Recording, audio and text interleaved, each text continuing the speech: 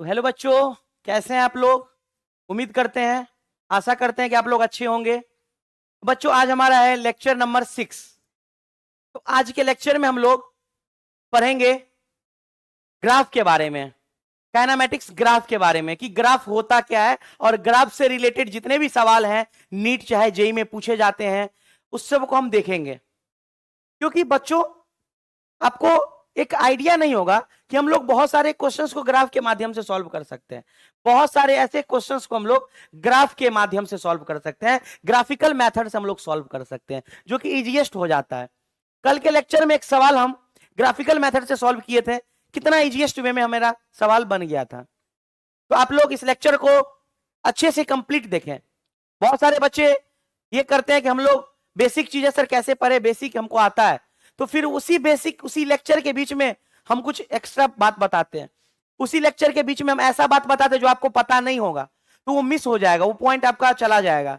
तो आपसे इतना ही है कि आप 1-1.5 घंटा उस लेक्चर को कंटिन्यूअसली अच्छे से देखेंगे, और कॉपी पेन ले लीजिए। न्यूमेरिकल्स मेरे बनाने से पहले आपका आंसर आना चाहिए, ठीक है ना। चलिए स्टार्ट करते हैं लेक्चर को। देखो बच्चों, हम एक चीज आप लोगों से बात करने वाले हैं कि क्योंकि जितना ज्यादा प्रैक्टिस करोगे, प्रैक्टिस मेक्स मैन्स परफेक्ट, जितना ज्यादा प्रैक्टिस करोगे उतना ज्यादा आप में परफेक्शन दिखेंगी। आप में जो सवाल आप 5 मिनट में करते हैं वो सवाल आप 10 सेकेंड में कर सकते हैं। तो क्वेश्चंस बनाने की टाइम को कम करना है तो प्रैक्टिस हमको करना पड़ेगा। जितना प्रैक्टिस करेंगे उतना ज्यादा निखर आएगा, ठीक है ना। इससे ज्यादा हम कुछ नहीं कहेंगे, बस हम इतना ही कहेंगे कि आप लोग डेली 50-100 क्वेश्चंस करें, डेली 50-100 क्वेश्चंस करें। और जिस वक्त ये लेक्चर का टाइमिंग हम अपलोड करते हैं, या तो 10 या 11 बजे, जो कि हम प्रीमियर लगा देते हैं, तो उसमें आपको दिख जाता है कि ये लेक्चर कब अपलोड होने वाला है। 10 या 11 दो ही टाइमिंग है, 10 या 11। तो कोशिश करें कि जिस वक्त लेक्चर शुरू होता हो उस वक्त सारा डिस्ट्रैक्शन जितने भी हैं सबको दूर रखें, और एकदम फोकस्ड होके हम लेक्चर को कंटिन्यू देखें। क्योंकि हमको पता है ना कि हम जो चीज पढ़ाएंगे वो आपको नहीं पता होगा। हम जान रहे हैं जो चीज हम डिस्कस करेंगे क्लास में वो आपको नहीं पता होगा। तो चलिए बच्चों, देरी नहीं करते, हम लोग स्टार्ट करते हैं। एक लाइन से शुरू करते हैं हम लोग। एक लाइन यहाँ पे क्या लिखा हुआ है, a little progress each day adds up to big result. इसका मतलब क्या है कि हर दिन, अब कोई बच्चा ऐसा होगा कि एक दिन इतना ज्यादा मेहनत कर लेगा कि 8 घंटा 12 घंटा 24 घंटा पढ़ लेगा, फिर अगले दिन क्या, सोया रह जाएगा। लेकिन वही बच्चा 2 घंटा पढ़ता है, लेकिन वो कंसिस्टेंट होके पढ़ता है, कंसिस्टेंट होके पढ़ता है।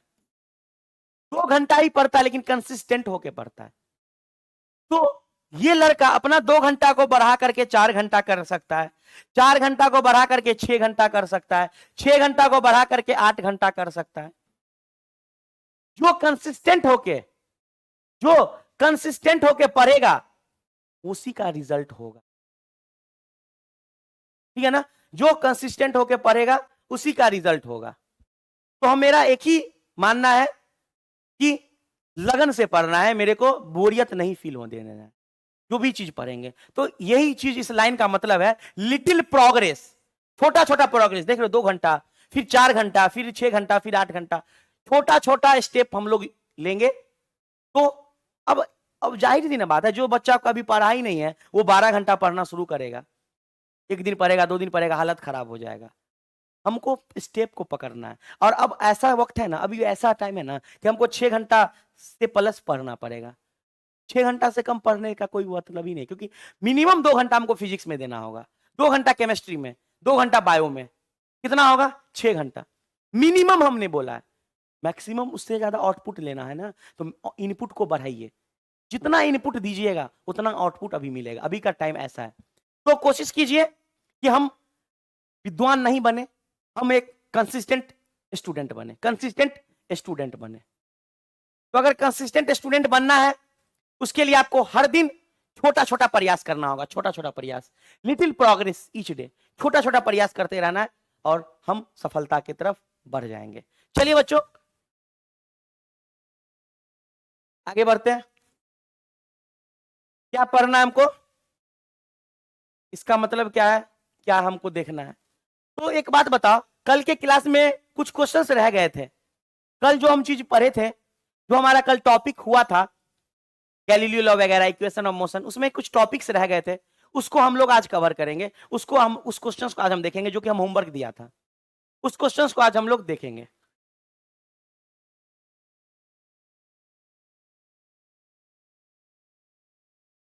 चलिए क्वेश्चंस क्या कह रहा है, सबसे पहले हम क्वेश्चंस देखेंगे, फिर हम अपना आज के टॉपिक्स पे बढ़ेंगे, ठीक है ना। क्वेश्चंस क्या कह रहा है बाबू, a ball is dropped from a high rise platform T बराबर 0। मान लो ये हमारा ग्राउंड है, गौर से देखना, ये हमारा ग्राउंड है और यहां से u बराबर 0 पे कोई बॉल को फेंका गया, नीचे गिरा, मान लेते हैं h हाइट गिरा। अब चलो आफ्टर 6 सेकेंड इस बॉल को फेंके हैं v वेलोसिटी, तो ये जो दोनों का दोनों एक ही हाइट पे मिला, वो कितना मिला, t बराबर 18 सेकेंड, 18 सेकेंड पे दोनों मिला। तो कह रहा है कि इसका स्पीड क्या होगा, इसका स्पीड क्या होगा, कह रहा है इसका स्पीड क्या होगा।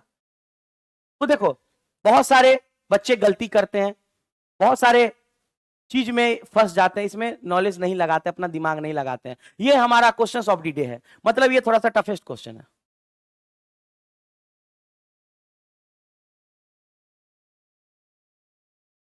ठीक है ना, टफेस्ट क्वेश्चन को मानेंगे। अब सर इसको कैसे सॉल्व करेंगे सर, तो देखो सबसे पहले मेरा काम है कि इसका टाइम निकालना। तो ये 18 सेकंड पे दोनों मिला ना, 18 सेकंड पे दोनों मिल गया, इसका मतलब ये 6 सेकंड के बाद ये चला, मतलब ये 6 सेकंड के बाद चला। तो गौर करना, दोनों का दोनों 18 सेकंड पे मिला, दोनों बॉल 18 सेकंड पे मिला। तो पहला कह रहा है कि ये बॉल को छोड़ा गया, गिर गया, और एक बॉल को फेंका गया, दोनों का दोनों 18 सेकंड पे मिल रहा है, मतलब इसको कितना टाइम लगा होगा, इसको लगा होगा 18 सेकंड यहां तक पहुंचने में, और इसको लगा होगा, कम लगा होगा, मतलब 18 माइनस 6 मतलब 12 सेकंड। मतलब पहला वाला बॉल जल्दी गया होगा, स्पीड में गया होगा, तब तो दोनों का दोनों मिलेगा, एक पोजीशन पे आएगा। तो इसको लग गया होगा, जिसको बॉल को ड्रॉप किए छोड़े u बराबर 0 से, उसको 18 लग गया होगा, और इसको 6 घटा दो तो इसको 12 लग गया होगा। चलिए हमको टाइम निकल गया, ये 18 सेकंड और ये 6 सेकंड।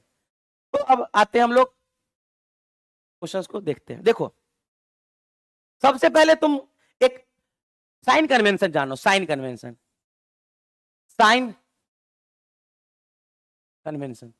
बहुत बच्चे को साइन कन्वेंशन नहीं पता है और वो सॉल्व करने जा रहे हैं, बहुत सारे चीजों को छोड़ रहे हैं।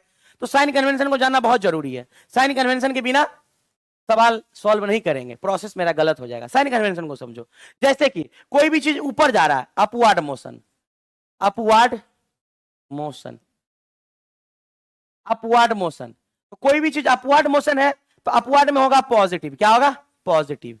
जैसे कि वेलोसिटी होगा पॉजिटिव, जैसे कि हाइट होगा पॉजिटिव, जैसे कि इनिशियल वेलोसिटी होगा पॉजिटिव अपवर्ड मोशन के दौरान। लेकिन अगर कोई चीज डाउनवर्ड में है, डाउनवर्ड मोशन, अगर कोई चीज नीचे गिर रहा है, कोई चीज डाउनवर्ड मोशन में है, तो वहां पे होगा निगेटिव, हर कुछ निगेटिव, जैसे कि वेलोसिटी भी होगा निगेटिव, जैसे कि हाइट भी होगा निगेटिव, इनिशियल स्पीड भी होगा निगेटिव। तो कुछ भी अगर डाउनवर्ड मोशन में है तो निगेटिव लोगे, अगर डाउनवर्ड मोशन में है तो निगेटिव लोगे, और अपवर्ड मोशन में है तो पॉजिटिव लोगे। ये साइन कन्वेंशन को याद रखोगे बच्चे, ठीक है ना। चलो देखो, तो ये चीज हम समझ लिए। चलो अब देखो, तो पहला वाला क्या कंसेप्ट था कि पहला वाला बॉल पे हम लोग हाइट निकाल सकते हैं, पहला वाले बॉल से हम लोग हाइट निकाल सकते हैं, h। चलो h निकालते हैं, तो h बराबर क्या होगा, तो एक फॉर्मूला पर है, s बराबर ut प्लस हाफ at²। अब याद रखना, a बदल जाएगा माइनस जी में, a बदल जाएगा माइनस जी में, a बदल जाएगा माइनस जी में। अब जब ये ग्रेविटी का केस आएगा ना, जब ये बॉल को ड्रॉप किया जाएगा ना, ग्रेविटी का केस होगा, a बदल जाएगा पटाख से जी में, लेकिन माइनस के साथ। क्यों, एक्सेलरेशन हमेशा डाउनवर्ड होता है, एक्सेलरेशन हमेशा डाउनवर्ड होता है, तो a बदल जाएगा माइनस जी में, तो रख दो, s बदल गया h में, उसके बाद ut और माइनस हाफ gt²। ये फॉर्मूला हमारा रेडी है, ये फॉर्मूला हमारा रेडी है, ये रेडीमेड बन गया, रेडीमेड, ये रेडीमेड फॉर्मूला बन गया। अब इस फॉर्मूले का यूज करके हम लोग h निकालेंगे। एक बात बताओ, नीचे गिर रहा है ना, डाउनवर्ड मोशन तो माइनस h, इनिशियल स्पीड क्या हो जाएगा 0, तो क्योंकि ड्रॉप कर रहे हैं, माइनस का मान तो कितना हो जाएगा, माइनस एच बराबर माइनस, को काटोगे तो 5 हो जाएगा, 5 18, माइनस से माइनस कट गया, एच बराबर 5 गुने 18 गुने 18, ठीक है ना। इसको कैलकुलेट करो,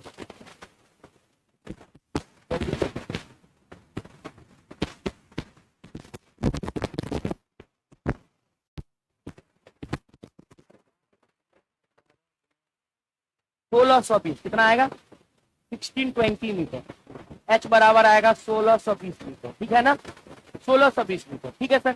अब आओ नेक्स्ट सवाल क्या कह रहा है, अब इस एच का वैल्यू यहाँ रख, क्योंकि हाइट तो सेम ना है, तो हाइट ये है, ये आया 1620, कितना आया, ये आया यही ना, ये आया 1620, तो ये भी हाइट वही होगा 1620, हाइट तो मिल गया। अब यहाँ से भी निकालो, क्योंकि इसका इनिशियल स्पीड भी है, चलो अब यहाँ से भी निकालो, कैलकुलेट करो। अब देखो यहाँ से भी निकाल लो, चलो निकालो। अब यहाँ से फिर से वही फॉर्मूला, h बराबर U T minus half G T square, यहाँ पे h क्या हो जाएगा, माइनस एच, यू के जगह भी हो जाएगा, लेकिन minus half G T square होगा ना। इस बार यू इनिशियल स्पीड क्या था उसका, भी से फेंक रहे हैं, माइनस को कॉमन लोगे, माइनस को कॉमन ले लो, तो माइनस ले लो तो क्या हो जाएगा, we T plus half G T square, minus minus cut गया, एच कितना है 1620 बराबर भी कितना, भी निकालना है, टाइम कितना है 12, दूसरे वाले के लिए टाइम कितना है 12 है, दूसरे वाले के लिए टाइम कितना है 12 सेकेंड, दूसरे वाले के लिए टाइम कितना है 12 सेकेंड, 12 सेकेंड, 12 सेकेंड, चलिए तो रख दो 12 प्लस हाफ जी का मान 10 और ये 12 का स्क्वायर, इसको सॉल्व कर लो, यहाँ से सॉल्व करके भी निकल जाएगा, यहाँ से सॉल्व करोगे तो क्या निकल जाएगा, भी निकल जाएगा। बस ये करना है मेरे को, बस इतना जानना है हमको कि ये कर लेंगे तो मेरा आंसर आ जाएगा, कुछ भी नहीं करना है, उसका हाइट निकाल के इसके हाइट में डाल देना है, उसका हाइट निकाल के इसके हाइट में लिखना है। लेकिन याद रखना साइन कन्वेंशन के बिना बनाना नहीं है, बेवकूफ है, बेवकूफी होता है।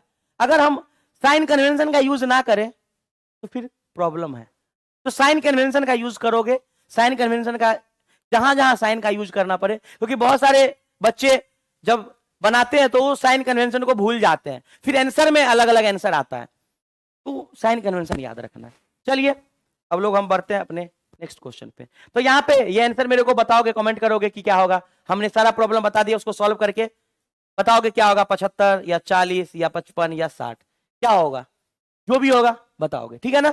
चलिए अब आते हैं नेक्स्ट सवाल, नेक्स्ट क्वेश्चन को देखते क्या है question, moving with velocity 10 metre per second, 10 metre per second toward east, 20 second velocity change 10 metre per second north. चलो देखो ऐसा सवाल हम कल किए थे, ऐसा सवाल हम लोग कल किए थे, ऐसा सेम क्वेश्चन हम लोग कल किए थे। चलो आगे बढ़ते हैं, थोड़ा सा सेम क्वेश्चन हम किए थे। देखो क्या कह रहा है, ईस्ट में, फिर क्या कह रहा है, नॉर्थ में। एक बात बताओ, ईस्ट में कितना जा रहा है, ईस्ट में कितना जा रहा है, ईस्ट में जा रहा है 10 मीटर पर सेकेंड से, और ये भी 10 मीटर पर सेकेंड से। चलो 10 मीटर पर सेकेंड से 10 आई कैप, ये क्या है 10 जे कैप। तो एक बात बताओ, हम लोग चेंज इन वेलोसिटी क्या निकालेंगे, v final vector minus v initial vector. Final कितना है, फाइनल है 10 जे कैप माइनस इनिशियल कितना है 10 आई कैप। अब एक्सेलरेशन क्या होता है, एवरेज एक्सेलरेशन क्या होता है, delta V vector upon delta T. Delta V क्या है 10 J cap minus 10 I cap, divide by time कितना है, टाइम कितना दिया है 20 सेकेंड, कितना दिया है बच्चा 20 सेकेंड, तो रख दो 20, यहां पे 10 को कॉमन ले लो, 10 बाय 20 हो जाएगा जे कैप माइनस आई कैप, ये कट के कितना आ जाएगा 1/2 जे कैप माइनस आई कैप। इतना आया है एक्सेलरेशन, ये वेक्टर आया एक्सेलरेशन का वेक्टर। तो डायरेक्शन तुमको एक बात होता है, डायरेक्शन तो निकाल सकते हो, डायरेक्शन तो निकाल सकते हो यहां से आराम से, जे कैप माइनस आई कैप। जे कैप किधर है, जे कैप ऊपर, जे कैप ऊपर मतलब नॉर्थ, मतलब नॉर्थ, और माइनस आई कैप मतलब आई कैप किधर होता है, ये आई कैप है इधर ईस्ट है, ईस्ट, माइनस आई कैप, माइनस आई कैप इधर होता है, ये क्या है वेस्ट। तो नॉर्थ वेस्ट डायरेक्शन निकल गया, नॉर्थ वेस्ट। चलो चेक करो डायरेक्शन किधर किधर है, north west, north west check करना है कि नॉर्थ वेस्ट किधर किधर है। तो एक नॉर्थ वेस्ट ये है, जीरो वाला तो होगा नहीं, north west, north east, north west, ये भी नहीं होगा, नॉर्थ वेस्ट। अब चेक करते इसका मैग्नीट्यूड, अब चेक करते इसका मैग्नीट्यूड, तो मैग्नीट्यूड निकाल लो। मैग्नीट्यूड कैसे निकलता है, मैग्नीट्यूड कैसे निकलता है, अगर ए वेक्टर एवरेज है ना, इसका मैग्नीट्यूड कैसे निकलता है, रूट में डालोगे, रूट में डालोगे, कितना है, half I cap minus J cap, ठीक है, half I cap minus J cap, मतलब इसका मैग्नीट्यूड है half I cap minus J cap. चलो तो ले लो, हाफ का स्क्वायर प्लस हाफ का स्क्वायर ले लोगे ना, क्योंकि आई कैप और जे कैप वन ही होता है, देख लो यहां पे देख लो, half I cap minus half J cap, तो मैग्नीट्यूड ले लोगे, तो मैग्नीट्यूड ले लिए, कितना होगा हाफ, मतलब 1/4 प्लस 1/4, कितना होगा ये हो जाएगा 4, ऊपर हो जाएगा 2, ये हो जाएगा 1/2, रूट में कितना हो जाएगा 1/2, ये मैग्नीट्यूड आया है, रूट में कितना आया है 1/2, देख लो यहाँ पे 1/4, ये भी 1/4, यहाँ पे निकाले हो कितना आएगा, 4 और 4 का एलसीएम 4 आएगा, ये 2 2 हो जाएगा, तो 2 2 जा 4, 1/2, ये रूट में आया हमारा मैग्नीट्यूड हाफ। अब एक बार देखो ऑप्शन में किस तरह से है, ऑप्शन में ये है, ये है, ये है, ये है, चलो देख लो, आओ इधर, तो इसको हम ऐसे लिख सकते हैं ना, 1/√2 लिख सकते हैं ना, रूट में 1/2, तो 1 का रूट क्या होगा 1 होगा, 1 का रूट क्या होगा 1 होगा, 1/2, और डायरेक्शन किधर था बउआ, डायरेक्शन किधर निकाले थे हम लोग अभी अभी अभी, डायरेक्शन नॉर्थ वेस्ट, डायरेक्शन किधर है नॉर्थ वेस्ट, मतलब 1/2 नॉर्थ वेस्ट, 1/2 नॉर्थ वेस्ट, कहीं है क्या, 1/2 north west, 1/2 north west, 1/2 north west, 1/2 north west, 1/2 ये है, यहाँ है 1/2 नॉर्थ वेस्ट, ठीक है ना। तो ऐसे करके तुम मैग्नीट्यूड और डायरेक्शन को निकाल सकते हो, ये करके तुम मैग्नीट्यूड और डायरेक्शन निकाल सकते हो। डायरेक्शन के लिए हम क्या किए, चेंज इन वेलोसिटी निकाले, क्योंकि तुमको पता है वेलोसिटी का डायरेक्शन एक्सेलरेशन का डायरेक्शन नहीं होता है सेम, चेंज इन वेलोसिटी का पैरेलल होता है एक्सेलरेशन का डायरेक्शन, चेंज इन वेलोसिटी इधर, एक्सेलरेशन इधर, चेंज इन वेलोसिटी इधर, एक्सेलरेशन इधर, तो हमेशा याद रखना कि डायरेक्शन निकालना हो तो चेंज इन वेलोसिटी निकालो, यहां से हम लोग डायरेक्शन पता लगा लिए, जे कैप है मतलब नॉर्थ होगा, और माइनस आई कैप है, माइनस का आई कैप मतलब आई कैप है तो ईस्ट है, और माइनस है तो वेस्ट होगा, तो नॉर्थ वेस्ट होगा, और मैग्नीट्यूड निकालना है तो रूट में डालो, स्क्वायर लगा दो, कहानी खत्म। तो मैग्नीट्यूड निकाल दिए, रूट में डालो, और स्क्वायर कितना कितना था, half I cap half J cap, तो half I cap half J cap, तो हाफ हाफ का स्क्वायर कर दिए, निकल गया रूट में 1/2, और 1 का रूट 1 होता है, सवाल सॉल्व हो गया। तो ये चीज दिमाग थोड़ा सा लगाना पड़ेगा। चलिए अगला सवाल हम लोग आगे की तरफ बढ़ते हैं, नेक्स्ट सवाल की तरफ हम लोग प्रोसीड करते हैं। चलिए नेक्स्ट सवाल क्या हमारा, displacement in NS second, displacement in NS second, मतलब क्या होता है एनएस सेकेंड में डिस्प्लेसमेंट, मान लो तुमको बोलेगा कि 5th सेकेंड में कितना चला, 6th सेकेंड में कितना चला, तो एनएस सेकेंड, तो क्या होता है सर, इसका एक फॉर्मूला याद रखना, एच एंथ बराबर you plus a/2 into 2n-1, ये रट लो, डिस्प्लेसमेंट इन एनएस सेकेंड, इसको रट लो, ठीक है ना, डिस्प्लेसमेंट इन एनएस सेकेंड, अगर तुमसे डिस्प्लेसमेंट इन एनएस सेकेंड पूछे, यू का मतलब वेलोसिटी इनिशियल वेलोसिटी, एन का मतलब एन देखना टाइम, टाइम को बतलाता है, टाइम को, एनएस सेकेंड, जैसे बोलेगा 5th सेकेंड तो एन की जगह 5, अगर बोलेगा 6th सेकेंड, अगर बोलेगा जैसे कि देखो, जैसे तुमको बोलेगा कि 6th सेकेंड, इसका मतलब एन की जगह क्या होगा 6, अगर तुमको बोलेगा 5th सेकेंड, एन की जगह क्या होगा 5, तो ये टाइम का वैल्यू रख लोगे तो सवाल सॉल्व हो जाएगा। चलो इस पे भी हम एक क्वेश्चन देखते हैं, इस पे हम लोग एक क्वेश्चन लिखो, क्वेश्चन नोट करो, चलो क्वेश्चन क्या है, the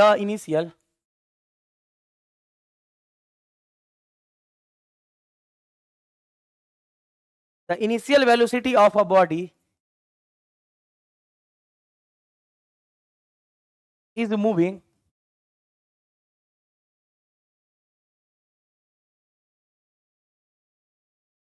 moving along a straight line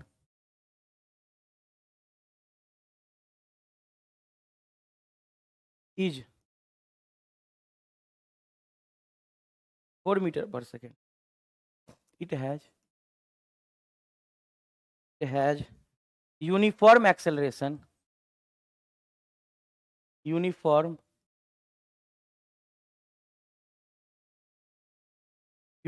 acceleration 6 metre per second square. The distance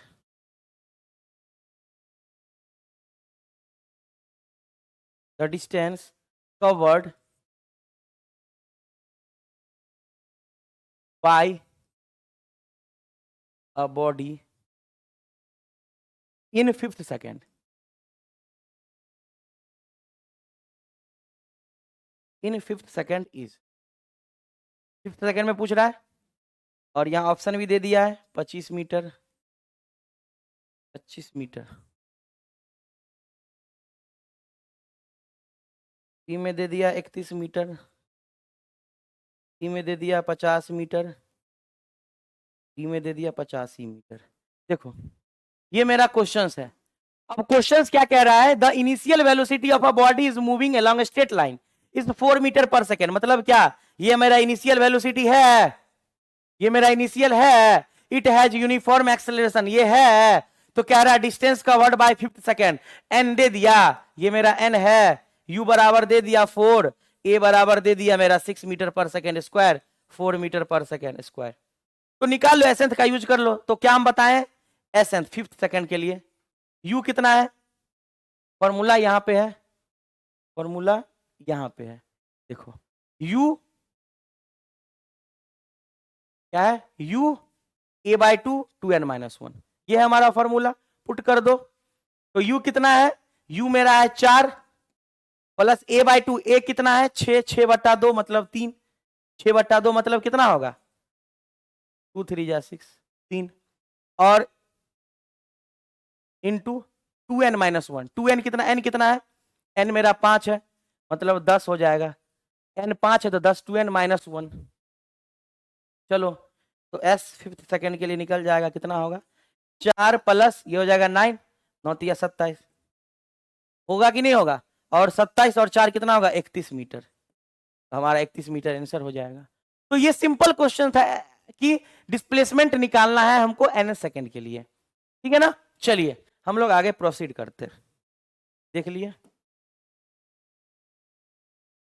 चलो नेक्स्ट सब ग्राफ। अब देखो आज का टॉपिक हमारा आ गया ग्राफ। ग्राफ ही तो हमको पढ़ना है आज के क्लास में। ग्राफ को आज हम सिखा देंगे बहुत आसानी से। ग्राफ के जितने भी क्वेश्चंस हैं बहुत आसानी से आप लोगों से सॉल्व होंगे। तो ग्राफ देखो बाबू, ग्राफ क्या है, ग्राफ मोस्ट, क्या लिखा है इसको एक बार पढ़ लेते हैं, रीड कर। Most of the problems on graph, वही चीज हम जो बताने वाले हैं कि ग्राफ पे जितने भी प्रॉब्लम्स हैं या तो वो स्लोप निकालने में देगा या तो एरिया। ग्राफ में ना दो चीज होता है, एक होता है स्लोप निकालना और एक होता है एरिया निकालना। ग्राफ में ना बउआ दो चीज होता है, एक होता है स्लोप निकालना और एक होता है एरिया निकालना। ग्राफ में अगर आपको दो चीज निकालने आ गया ना, ग्राफ का स्लोप और उसका एरिया, तो बहुत ही बेहतरीन से आप लोग ग्राफ को सॉल्व कर सकते हैं। अब सर स्लोप क्या होता है, स्लोप मतलब differential change, small change.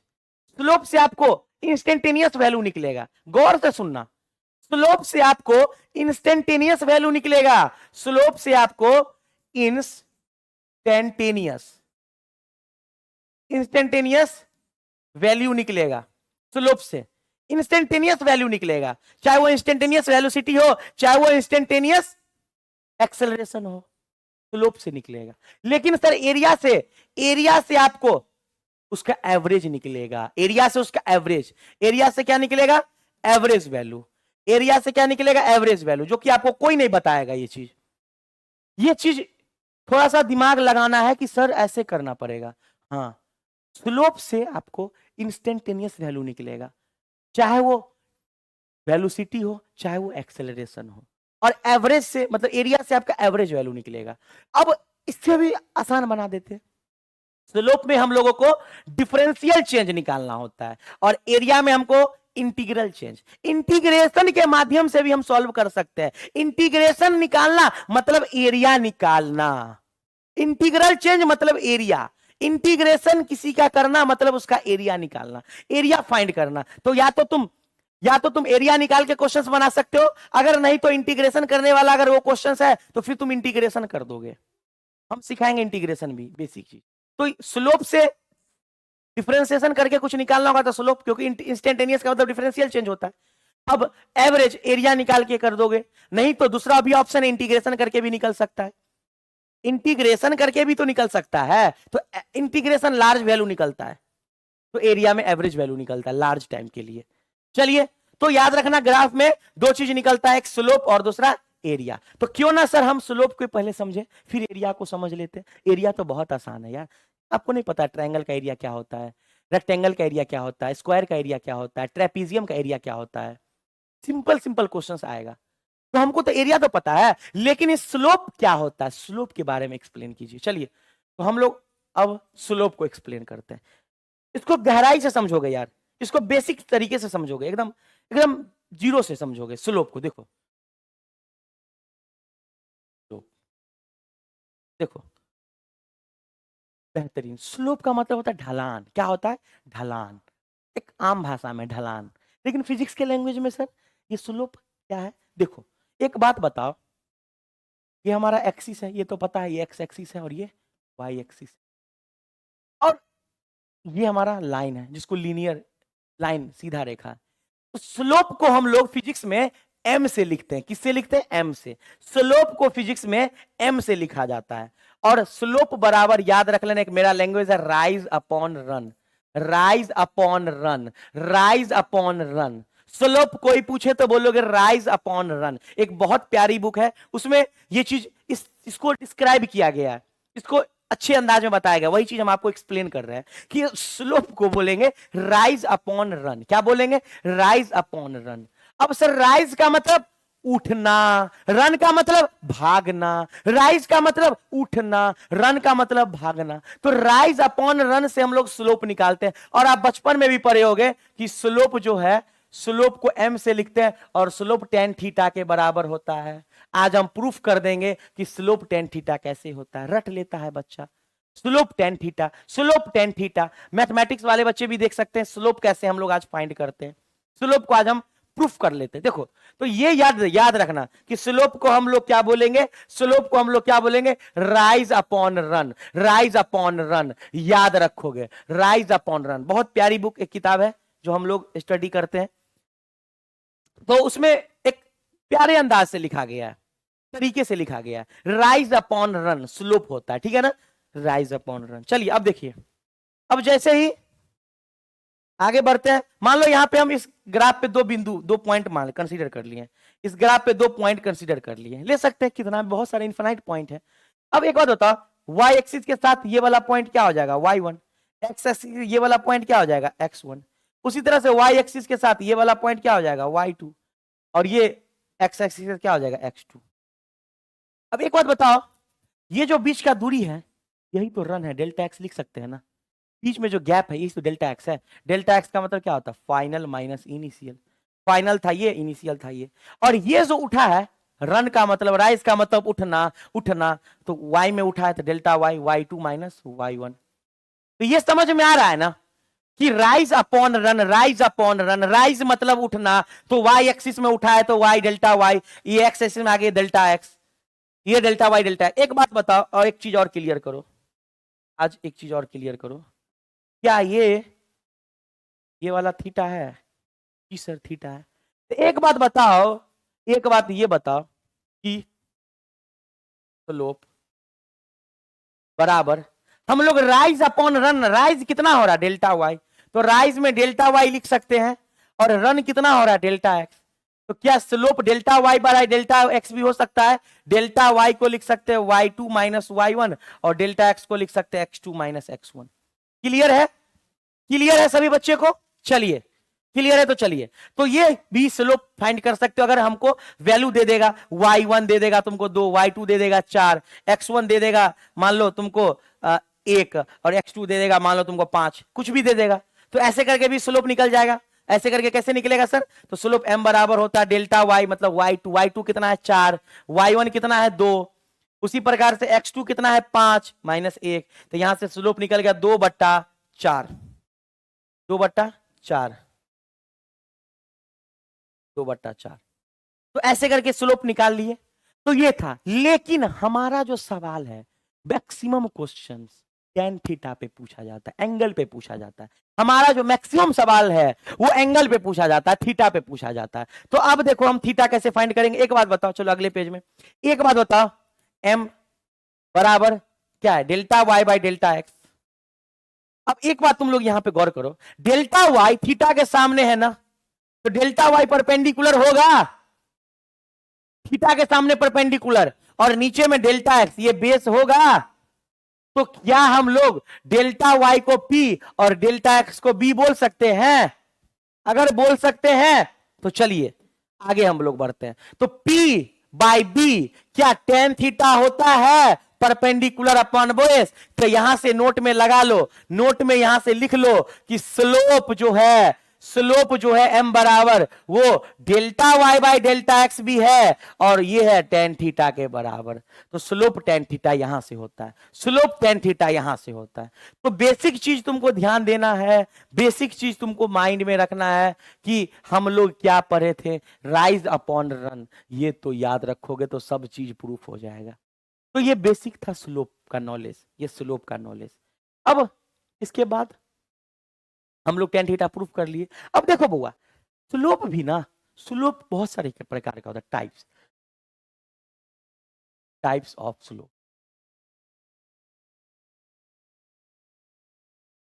Slope का टाइप्स, तो देखो सबसे जो पहला टाइप्स है, जैसे देखो पहले नंबर में अगर मान लो थीटा जो है वो 0 डिग्री से बड़ा है और 90 डिग्री से छोटा है, थीटा जो है 0 डिग्री से बड़ा और 90 डिग्री से छोटा, मतलब ऐसे को बोलते हैं एक्यूट एंगल। क्या बोलते हैं? Acute angle. तो यहां पे स्लोप जो होगा, स्लोप मतलब m, ये होगा पॉजिटिव। क्या होगा? Positive slope. अगर थीटा 0 डिग्री से ज्यादा और 90 डिग्री से कम, तो ये होता है पॉजिटिव स्लोप। दूसरा स्लोप पॉजिटिव। अगर थीटा जो है वो होगा 90 डिग्री से बड़ा, 90 डिग्री से बड़ा और 180 डिग्री से छोटा, छोटा का सिंबल बड़ा का सिंबल, तो इसको बोलते हैं ऑब्ट्यूज एंगल, ऑब्ट्यूज एंगल। तो ऐसे कंडीशन में जो हमारा स्लोप होगा m जो होगा वो होगा निगेटिव। क्या होगा? Slope negative. क्लियर? माइंड में क्लियर है? स्लोप पॉजिटिव कब होगा और निगेटिव कब होगा? जब थीटा डिग्री 90 से कम होगा तो पॉजिटिव स्लोप, 90 से बड़ा होगा तो निगेटिव स्लोप। अब चलिए आगे, तीसरा नंबर। तीसरा क्या है? अगर मान लो थीटा हमारा 90 डिग्री है तो जो स्लोप होता है, जो m होता है वो होगा इनफाइनाइट, मतलब इनफाइनाइट स्लोप। क्या होगा? Infinite slope, infinite slope.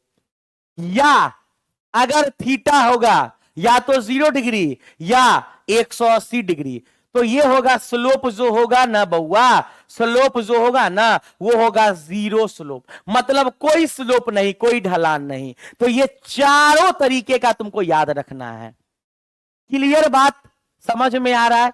Positive slope कब है, निगेटिव स्लोप कब है, और ये कब है। अब एक चीज और बताएंगे, जैसे मान लो कोई चीज बढ़ रहा है, कोई चीज बढ़ रहा है, इसका मतलब इंक्रीजिंग। कोई चीज घट रहा है, मतलब इसका डिक्रीजिंग।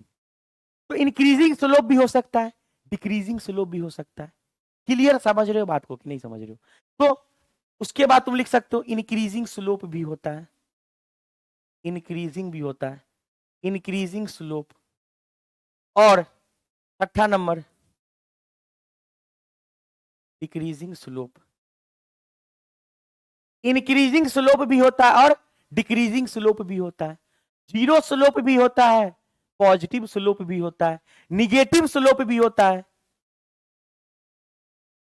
ठीक है ना? समझ गया ना? तो इस चीज को जल्दी नोट करो फटाक से। तो चलिए बच्चों, अब हम लोग नेक्स्ट देखते हैं स्लोप का टाइप्स। तो हम लोग 6 स्लोप जान लिए थे। अब 7वां स्लोप जो हमारा है वो है कांस्टेंट स्लोप। क्या है बच्चा? Constant slope. अब कांस्टेंट स्लोप, इसका मतलब कांस्टेंट, कोई भी फिजिकल क्वांटिटी आएगा वो क्या होगा? कांस्टेंट होगा, अगर उसमें अगर कांस्टेंट स्लोप है तो। अब देखो सब स्लोप के बारे में हम लोग देखते हैं। अभी देखो, सबसे पहले मानो कि एक ग्राफ हम ड्रॉ करते हैं, एक ग्राफ हम लोग ड्रॉ करते हैं। वो ऐसा, मान लो ये ग्राफ है, ये ग्राफ है। अब कोई भी बॉडी ऐसे चल रहा है, या मानो ये ग्राफ है, ये है, कोई भी बॉडी ऐसे चल रहा है, या मान लो ये ग्राफ है, ये ग्राफ है। अब कोई भी चीज ऐसे चल रहा है, ये सब मोशन का है ना, ग्राफ मोशन का ग्राफ है। तो देखो, गौर करो, गौर ये करो कि इसमें देखो, इसमें देखो कि ये स्लोप क्या हो रहा है। यहां पे मान लो एक टेंजेंट ड्रॉ करो, यहां पे मान लो एक टेंजेंट ड्रॉ करो, यहां पे टेंजेंट ड्रॉ करो। तो क्या है, यहां पे टेंजेंट 90 से छोटा है, और यहां पे लगभग क्या 90 डिग्री है। तो जी 90 से छोटा और ये 90 बन रहा है, स्लोप 90 की तरफ जा रहा है। मतलब ऐसे स्लोप को हम लोग क्या बोलेंगे, इंक्रीजिंग स्लोप बोल सकते हैं ना, इंक्रीजिंग स्लोप बोल सकते हैं ना यार, कि धीरे धीरे धीरे एंगल बढ़ रहा है, एंगल बढ़ रहा है और एक बाइक 90 पे जा रहा है, 90 पे स्लोप जा रहा है। मतलब सबसे ज्यादा मैक्सिमम इनफाइनाइट स्लोप होता है 90 पे। तो जैसे धीरे धीरे एंगल बढ़ रहा है, इस स्लोप, इस ऐसे स्लोप को हम लोग इंक्रीजिंग बोलेंगे। ये सब कब तुमको देखने मिलेगा, ये सब कर्व के स्लोप में मिलेगा। जैसे मान लो ये स्ट्रेट लाइन है, इसका एंगल देखो, यहां भी थीटा उतना ही डिग्री, यहां भी 60 डिग्री मान लेते हैं, यहां भी 60 डिग्री, यहां भी 60 डिग्री, 30 30 30 हर जगह 30। तो ऐसे स्लोप को बोलते हैं हम लोग कांस्टेंट स्लोप। ऐसे स्लोप को बोलते हैं कांस्टेंट स्लोप, जिसमें एंगल बदला ही नहीं, जिसमें एंगल बदलता ही नहीं है, लीनियरली चेंज हो रहा है। यहां पे क्या हो रहा है, लीनियरली चेंजेस, लीनियरली कोई भी चीज चेंज हो रहा है। तो एंगल फिक्स है, एंगल बदल नहीं रहा है। तो स्ट्रेट लाइन का स्लोप, या इसको लीनियर बोल सकते हैं, लीनियर स्ट्रेट लाइन। तो लीनियर स्लोप मतलब कांस्टेंट स्लोप, ये स्लोप को बोलेंगे। अब ऐसे कर्व, कर्व का स्लोप कभी भी कांस्टेंट नहीं होता, लिख लो, कर्व का स्लोप कभी भी कांस्टेंट नहीं होता है। कर्व का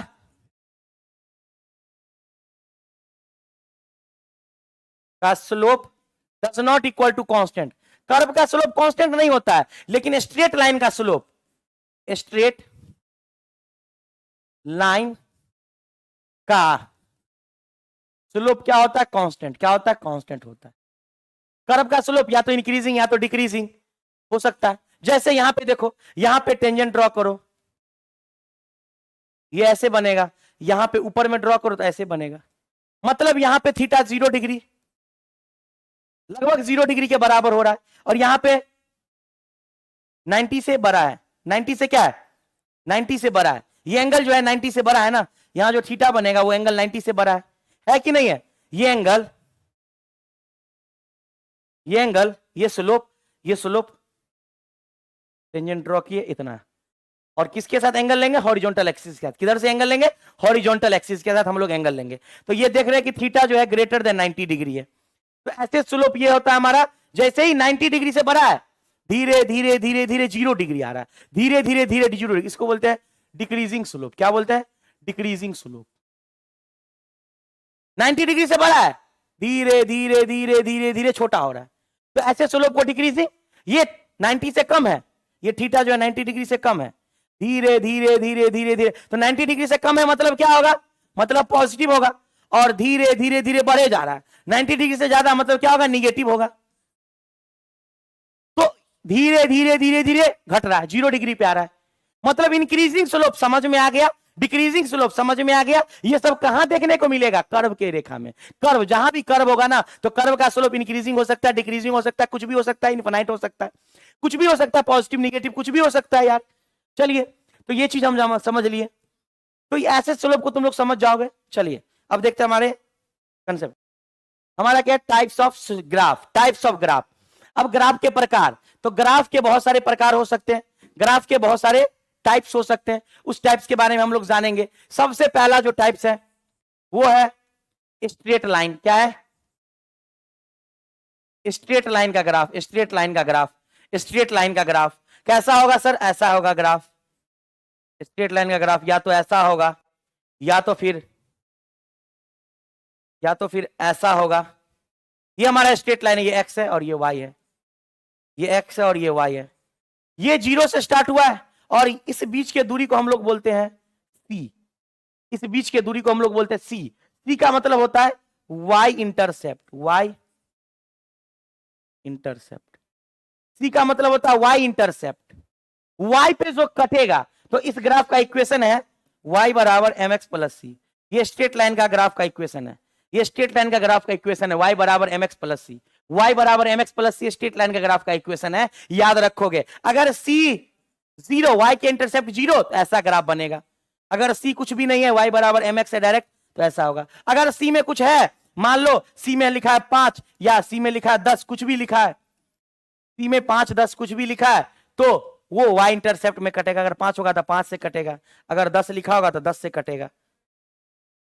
तो काटेगा कहां पे, वो डिसाइड कौन करता है, ये c मतलब y इंटरसेप्ट, c मतलब y इंटरसेप्ट, c मतलब क्या होगा, c मतलब होगा y इंटरसेप्ट, y इंटरसेप्ट। और m का मतलब क्या है, स्लोप, m का मतलब क्या है, स्लोप, ढलान।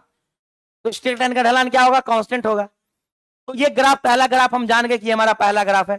अब चलिए और ग्राफ हम लोग देखते हैं, और ग्राफ हम लोग देखते हैं। देखिए जैसे कि मान लो अगर कोई इक्वेशन लिखा रहेगा, जैसे कि ये लिखा है y is directly proportional to X square, ऐसा इक्वेशन हो, ऐसा अगर इक्वेशन हो, जैसे कि मान लो y बराबर लिखा है 5x स्क्वायर, या आपको लिखा है कुछ भी लिखा है 5x स्क्वायर, या और y बराबर लिखा है 10x स्क्वायर, कुछ भी लिखा है, तो ऐसे इक्वेशन का या ऐसे इक्वेशन का ग्राफ जो होगा, ये डिसाइड करेगा कि ये कैसे होगा। तो ये होता है पैराबोला। क्या होता है, पैराबोला। इस ग्राफ का नाम क्या होगा, पैराबोला। इस ग्राफ का नाम क्या होगा, इस ग्राफ का नाम होगा पैराबोला। इसको बोलते हैं हम लोग अपवार्ड पैराबोला। क्या बोलते हैं, अपवार्ड पैराबोला। बस इतना याद रखो। तो अपवार्ड पैराबोला, इसको क्या बोलते हैं, अपवार्ड पैराबोला। तो पॉजिटिव है तो अपवार्ड पैराबोला, अगर पॉजिटिव है तो अपवार्ड पैराबोला। लेकिन अगर मान लीजिए तीसरा कंडीशन क्या है कि y is directly minus X square, मतलब y बराबर माइनस 5x स्क्वायर, या और या तो लिख सकते हो s बराबर माइनस हाफ GT स्क्वायर, ऐसा इक्वेशन होगा। तो ऐसे इक्वेशन में या ऐसे इक्वेशन में, ये इक्वेशन ऑफ मोशन से लाए, ऐसे इक्वेशन में क्या होगा, ऐसे इक्वेशन में होगा, डायग्राम यहां तो नहीं बनेगा, हम डायग्राम बता देते हैं कोई इरेज करके। ऐसे इक्वेशन में होगा,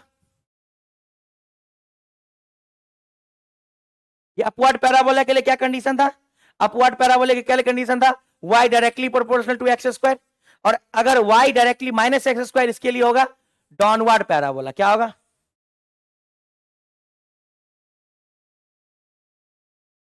इसके लिए होगा डाउनवर्ड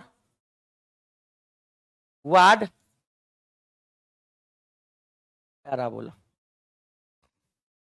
याद रखोगे ना, ये माइनस लगा तो डाउनवर्ड, और ये प्लस है तो upward parabola, upward parabola, downward parabola. तो जैसे कि इक्वेशन हम एक पर इक्वेशन मोशन में s बराबर ut plus half at square, तो उसी को a को हम माइनस जी लिख दिए, u को जीरो कर दिए, इनिशियल वेलोसिटी जीरो कर दिए। तो इस इक्वेशन का जो ग्राफ होगा वो क्या होगा, डाउनवर्ड पैराबोला। Clear concept. तो पैराबोला का मतलब समझ गए। अब जैसे कि आगे देखते हैं, अब हमारा चौथा नंबर होता है rectangular hyperbola. Rectangular hyperbola, rectangular hyperbola. Rectangular hyperbola का ग्राफ कैसा होगा सर, ये मान लीजिए x है और ये मान लीजिए y है, ये ग्राफ होगा। मतलब क्या, y inversely proportional to x होना चाहिए। रेक्टेंगुलर हाइपरबोला में ये होना चाहिए, रेक्टेंगुलर हाइपरबोला में ये होना चाहिए। बहुत सारा आपको फिजिक्स में मिलेगा ऐसा क्वेश्चन, रेक्टेंगुलर हाइपरबोला का ग्राफ बताइए। तो रेक्टेंगुलर हाइपरबोला क्या होगा, y इनवर्सली x के होना चाहिए, y इनवर्सली x के। एक इक्वेशन पढ़ते हैं हम लोग, PV बराबर nRT, बहुत famous equation, ideal gas equation. क्या है, आइडियल गैस इक्वेशन। केमिस्ट्री में हम लोग पढ़ते हैं, फिजिक्स के थर्मोडायनेमिक्स में पढ़ते हैं। आइडियल गैस इक्वेशन, यहां पे इसका यूज होगा, रेक्टेंगुलर हाइपरबोला का यूज होगा। क्लियर कंसेप्ट, दिमाग में फिट कर लिए। तो हम लोग स्ट्रेट लाइन का ग्राफ देख लिए, हम लोग रेक्टेंगुलर हाइपरबोला देख लिए, उसके बाद और हम लोग क्या देख लिए, और हम लोग पैराबोला देख लिए, पैराबोला देख लिया, अपवर्ड पैराबोला और डाउनवर्ड पैराबोला। जैसे कि एक बात बताओ, यहां पे हम एक बात बताना चाह रहे हैं, जगह है।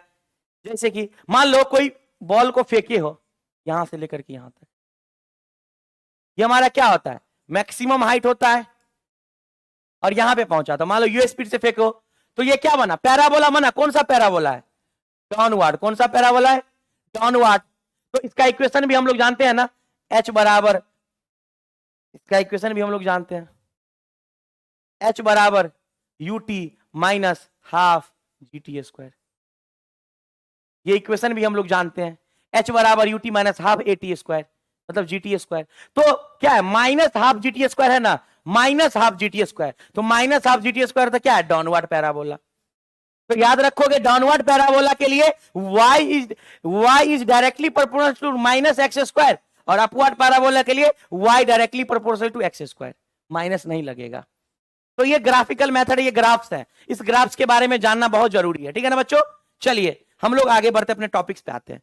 तो ये स्लोप हम ग्राफ देख लिए। अगला क्वेश्चन क्या कह रहा है, the displacement time graph of a moving particle is shown instantaneous velocity of particle. Simple बात है, इंस्टेंटेनियस वेलोसिटी मतलब स्लोप, मतलब क्या होगा, स्लोप। और कौन सा ग्राफ होगा, डिस्टेंस या डिस्प्लेसमेंट टाइम ग्राफ होगा। चलिए सर इसको भी हम क्लियर कर लेते हैं। तो क्या कह रहा है क्वेश्चन, क्या कह रहा है, कह रहा है कि पॉजिटिव, पॉजिटिव कहां होगा, तो जहां पे स्लोप पॉजिटिव होगा, तो पॉजिटिव चेक करो, पॉजिटिव कहां होगा, तो यहां पे सी पे खींचे हैं कि थीटा 90 से छोटा है, मतलब ये भी पॉजिटिव होगा। डी पे तो जीरो है, ई पे थीटा 90 डिग्री है, ये जीरो है। ई पे 90 से बड़ा है, theta greater than 90 degree. F पे भी जीरो लग रहा है, तो कहां पे है, सी पे, कहां पे है, सी पे, ऑप्शन नंबर सी। क्योंकि पॉजिटिव के लिए थीटा 90 से छोटा चाहिए, तो यहाँ पे टेंजेंट ड्रॉ करो, सबसे आसान चीज है टेंजेंट ड्रॉ करो। टेंजेंट का मतलब होता है स्पर्श रेखा, टेंजेंट, टेंजेंट का मतलब होता है स्पर्श रेखा। स्पर्श रेखा खींचो, स्पर्श रेखा क्या करो, खींचो, स्पर्श रेखा खींचो, टेंजेंट खींचो, कर्व पे एक टेंजेंट दो और टेंजेंट दे देगा डायरेक्शन, किसका डायरेक्शन दे देगा, स्लोप का। चलिए नेक्स्ट चीज हम लोग बढ़ते हैं आगे। देखिए ग्राफ दिया हुआ है, कह रहा है which of the following displacement time graph realistic. कह रहा है रियलिस्टिक कौन सा सिचुएशन है, जो घटना घटित होगा, जो हो सकता है उसको रियलिस्टिक बोलते हैं। तो ये ठीक है, ये जा रहा गुई गुई, ये जा रहा गुई गुई गुई, ये जा रहा अच्छा। कह रहा graph realistic for the body in motion, कौन सा रियलिस्टिक है, ये गुई गुई। देखो रियलिस्टिक के लिए याद रखना कि एक टाइम पे एक ही जगह होगा। मान लो हम यहाँ हैं, अभी यही है, बाद में ना कहीं और होंगे, कहीं और होंगे तो यहाँ नहीं होंगे, एक टाइम पे एक ही जगह हो सकता है। वन डायमेंशन का मतलब क्या है, वन डायमेंशन का मतलब क्या है, वन डायमेंशन का मतलब है एक टाइम पे एक ही जगह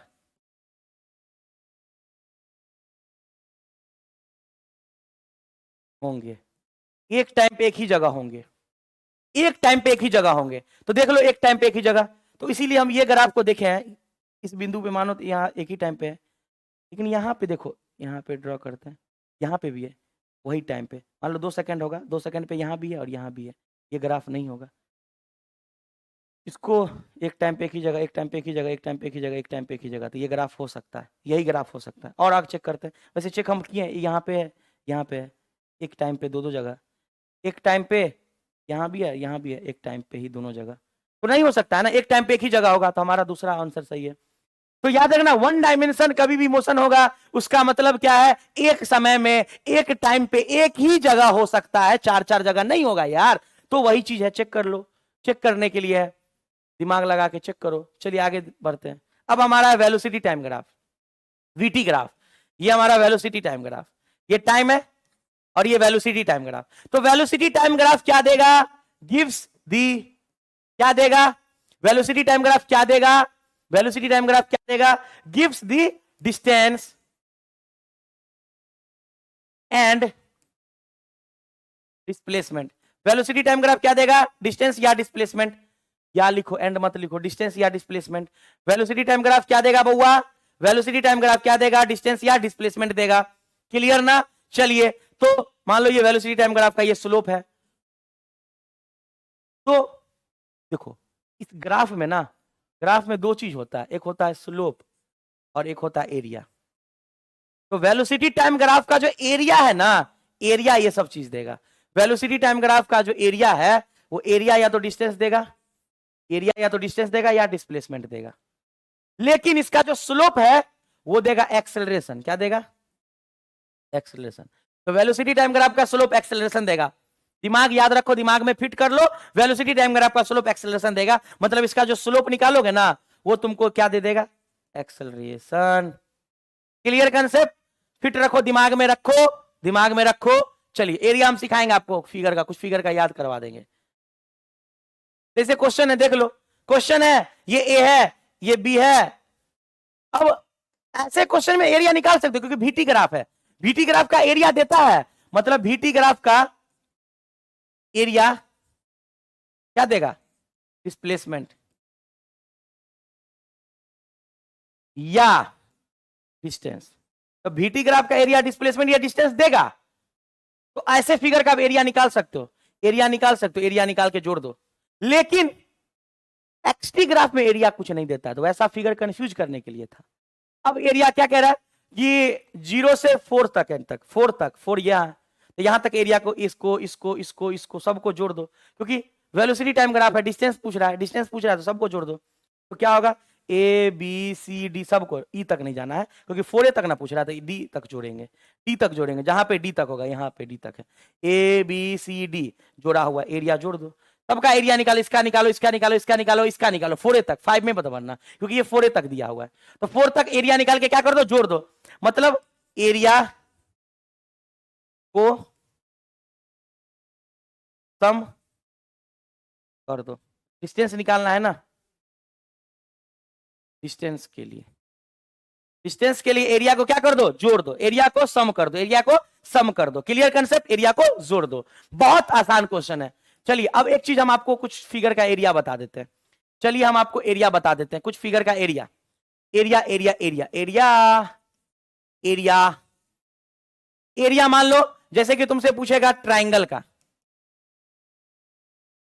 ट्राइंगल का क्या हुआ, half into base into height, half into base into height, और दूसरा रेक्टेंगल या स्क्वायर, कुछ भी हो जाए, रेक्टेंगल या स्क्वायर, क्या करोगे, लेंथ गुने ब्रेथ। अब बहुत बच्चा सिखाएगा सर स्क्वायर का तो साइड स्क्वायर, अरे कोई बात नहीं ना यार, कोई दिक्कत नहीं है, लेंथ इंटू ब्रेथ करो ना यार, सिंपल बात करो ना, आसान चीज याद रखो ना। तो ट्राइंगल का half into base into height और स्क्वायर का लेंथ इंटू ब्रेथ, ठीक है ना, ठीक है ना, क्लियर कंसेप्ट। तो ये याद रखोगे तो तुम्हारा सारा प्रॉब्लम बन जाएगा, सारा प्रॉब्लम बन जाएगा। अगर तुम ट्राइंगल और रेक्टेंगल का एरिया याद रख लोगे, इस फिगर का एरिया याद रख लोगे, तुमसे सारा सवाल क्वेश्चन जो है वो बन जाएगा। फिर भी सर्कल का बता देते हैं, सर्कल का क्या होता है, पाई आर स्क्वायर, लेकिन कोई काम का नहीं ना यार, मेन हमारा ये VVI है, ये दोनों बहुत VVI है, आज तक के जिंदगी में इस दोनों से अच्छा VVI कुछ नहीं है, VVI, ये भी VVI, तो VVI है ये चीज। एक होता है, बहुत बच्चा बोलेगा ट्रेपीजियम का, ट्रेपीजियम का, तो ट्रेपीजियम को तुम लोग ट्राइंगल और रेक्टेंगल मान के बना सकते हो, इसीलिए ज्यादा झोल नहीं करना है, ट्रेपीजियम को तुम लोग ट्राइंगल और रेक्टेंगल मान के बना सकते हो, ठीक है ना। इसका half into sum of parallel side into height, जो भी हाइट है, तो उससे कुछ मतलब नहीं है, हम लोग इसको ट्राइंगल और रेक्टेंगल मान के बना सकते हैं। अगर हमको थोड़ा सा फास्ट कैलकुलेशन करना है तो ट्रेपीजियम का डायरेक्ट एरिया लोगे, लेकिन हम तो यही मानते हैं कि हम लोग अगर एक्यूरेट आंसर चाहिए हमको तो थोड़ा सा दिमाग और बुद्धि को खोलना है, तो हमको ट्राइंगल और रेक्टेंगल मानना है, एक एक फिगर को, एक एक फिगर को मान के और जोड़ देना है, ठीक है ना। चलिए तो याद रखोगे ये चीज, क्लियर ना बउआ। चलिए तो ये फिगर हम जान लिए, आगे बढ़ते हैं। ये फिगर बता, इसका आंसर बता, कह रहा which of the following curve do not represent motion in one dimension, one dimension के लिए एक टाइम में, एक ही टाइम, एक मतलब एक ही, एक समय में एक ही जगह। तो ये देखो यहां भी है, यहां भी है, टाइम लेकिन सेम है, ये नहीं होगा। उसके बाद ये अलग अलग टाइम, ठीक है, कह रहा represent, do not represent, 2 number represent नहीं कर रहा है, हमको जब मिल गया तो कहला खोजेंगे। तो इसमें दो दो पोजीशन है लेकिन समय एक ही है, चेक कर लो, दो दो पोजीशन है, समय एक ही है, तो ये ऐसा ग्राफ पॉसिबल नहीं है। तो याद रखना, वन डायमेंशन के लिए एक टाइम पे एक ही जगह ना होगा कि उड़ के चले जाएंगे, उड़ेंगे तो फिर 2 डायमेंशन, नहीं ना उड़ना है। चलिए आगे बढ़ते हैं, क्वेश्चंस एचडब्ल्यू बताइएगा, आप लोग सॉल्व कर लीजिएगा, कमेंट में बताइएगा, फिर हम आंसर। कह रहा है कि uniformly accelerated motion, uniformly accelerated motion और VT ग्राफ है, तो बताओ VT ग्राफ का स्लोप क्या होता है, VT ग्राफ का स्लोप क्या देता है, एक्सेलरेशन देता है, और कैसा एक्सेलरेशन है, यूनिफॉर्मली, तो VT ग्राफ का स्लोप क्या होना चाहिए, ऐसा। अरे भाई यही ना स्लोप कांस्टेंट है, यही ना स्लोप कांस्टेंट है, और इसका स्लोप यही चीज ना एक्सेलरेशन है। VT ग्राफ का तो यही चीज ना एक्सेलरेशन है, और एक्सेलरेशन कैसा होना चाहिए? कांस्टेंट, मतलब यूनिफॉर्म। ऐसा ग्राफ ऑप्शन नंबर 4। तो खैर बना सकते, ये सब कोई क्वेश्चन है, चिंदी सा क्वेश्चन है, बहुत छोटा मोटा क्वेश्चन है। चलो ये सवाल बनाओगे, ये सवाल SW में है, बनाओगे, ठीक है ना। चलो आगे देखो, ये सवाल भी बनाओगे, ये भी SW है, इसको भी बनाओगे। हमने बहुत कुछ एक्सप्लेन कर दिया, अब आप लोगों से चाहते हैं ये भी बनाओगे, बहुत कुछ है इस सवाल में, इसको भी सॉल्व कर लोगे, ठीक है ना। चलिए ये भी SW।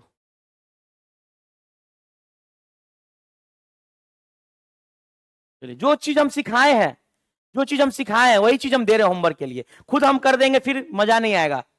हमारा काम है कंसेप्ट को सिखा देना, तुम्हारा काम है उसको सॉल्व कर लेना, ठीक है ना।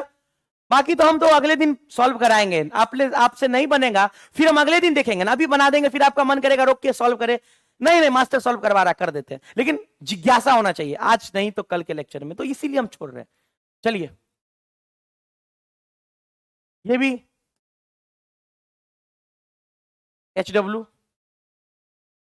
चलिए अब आते हैं एक्सेलरेशन टाइम ग्राफ। देखो एक्सेलरेशन टाइम ग्राफ, ग्राफ में दो चीज, एक एरिया और दूसरा स्लोप। एरिया और स्लोप, जो भी क्वेश्चन हम दे रहे हैं कृपया करके उसको बढ़िया से बनाएंगे, घर पे सॉल्व करेंगे। डाउट होगा तब तो मेरे पास आओगे, खुद हम बनाते गए और टीचर की तरह बनाते जाओ। बच्चे से हमको मतलब ही नहीं है, हमको बहुत सोच के इस लेक्चर को डिजाइन करना होता है, ठीक है ना। तो थोड़ा सा कृपया करके कॉपरेट करें और सवाल को बनाए, जो भी सवाल दे रहा है बनाए, नहीं तो फिर अगर इसका सॉल्यूशन मेरे नेक्स्ट लेक्चर में आपको मिलेगा, इस क्वेश्चंस को फिर सॉल्व करेंगे ना, अभी बताने से फिर आप नहीं सॉल्व कीजिएगा, मेन तो फोकस आपको सिखाना है। चलिए अब देखिए एक्सेलरेशन टाइम ग्राफ का एरिया क्या देगा। एक्सेलरेशन टाइम ग्राफ का जो स्लोप है वो कुछ भी नहीं देता है, इसका एरिया क्या देगा? Velocity, change in velocity. क्या देगा इसका एरिया? क्या देगा हुआ? Change in velocity.